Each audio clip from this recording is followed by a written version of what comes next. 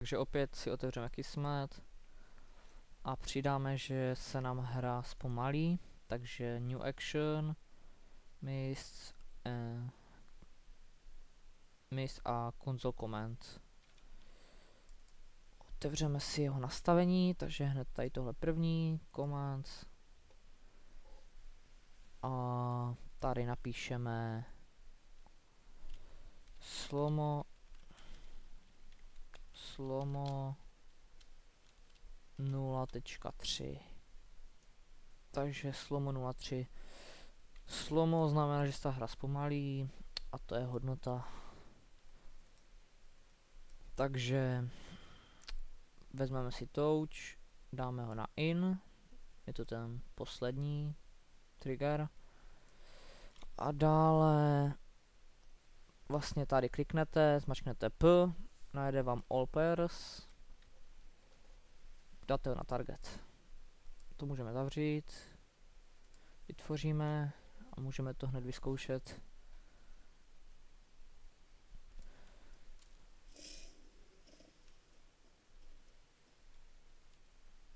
Aha. Takže já jsem mu dal naopak.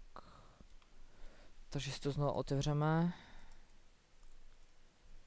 A připojíme to.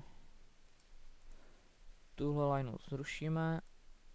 Break all links. A dáme to na tu první. Takže touch na in. Teď už by to mělo fungovat normálně. Vyzkoušíme to. Hra by se měla zpomalit, takže jak vidíte, je to zpomalené. Já jsem si to ještě trošku posunul, abych vlastně tu akci spustil ještě dřív, než ji proběhnu, abych si to vůbec všiml. Si to nastavte podle sebe, ale ještě to trošku upravíme. Otevřeme si Kismet, Console Command a dáme add a new item, behind we have way. Takže to můžeme vyzkoušet hned.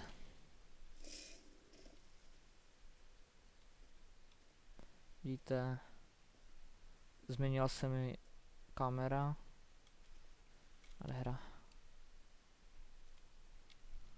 Takže teďka si vytvoříme krychly. Uděláme si asi přibližně 600 krát 600. No, i když to je furt velké, takže 400. A tady dáme takových 200. Dáme si na začátek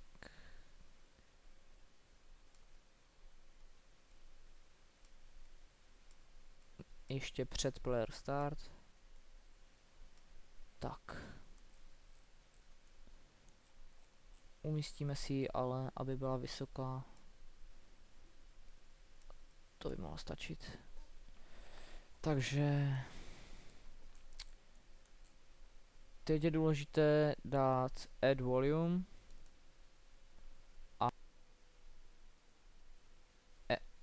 a přidáme dynamic physics volume. Tak.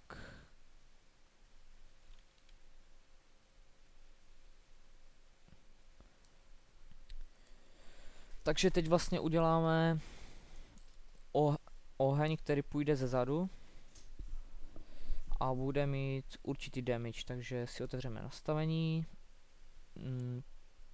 physics volume, tady si vybereme damage typ, takže dáme rocket, to by mohlo být dobrý, takže ještě si zaškrkneme pain causing, že si ještě změníme damage per sec, dáme si ho na stovku.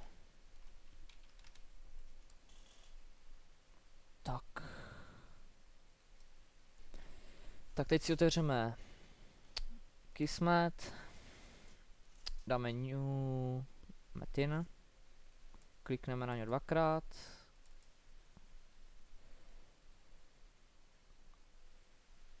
dáme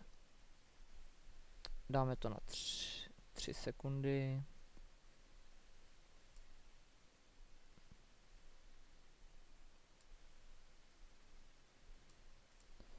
Přesuneme to na začátek.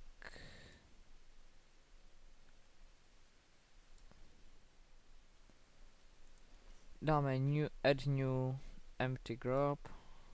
Nazveme ho třeba výbuch. OK. A přidáme move and track.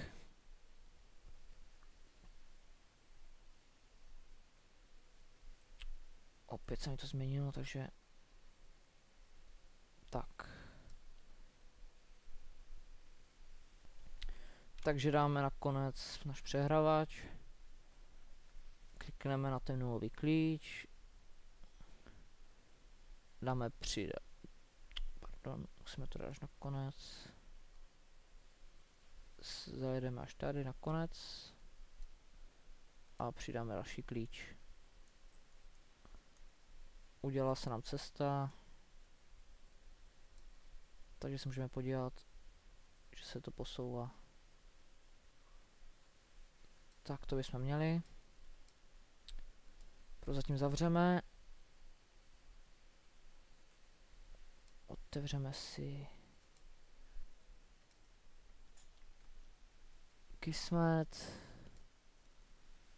A opět to připojíme na první Tirger. A dáme ho na play. Touch.